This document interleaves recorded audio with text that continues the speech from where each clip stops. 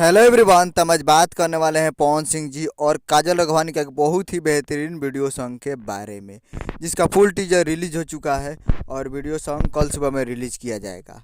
और इसे गाए हैं पवन सिंह जी और राधा रावत जी, और इसे लिखे हैं रजनीश चौबे जी, जो कि आपको स्क्रीन के ऊपर दिखाई दे रहा है। जिस सॉन्ग का टाइटल रखा गया है माजा लेला तनी तनी, जो कि फुल टीजर रिलीज हो चुका है और फुल वीडियो सॉन्ग कल सुबह में रिलीज किया जाएगा।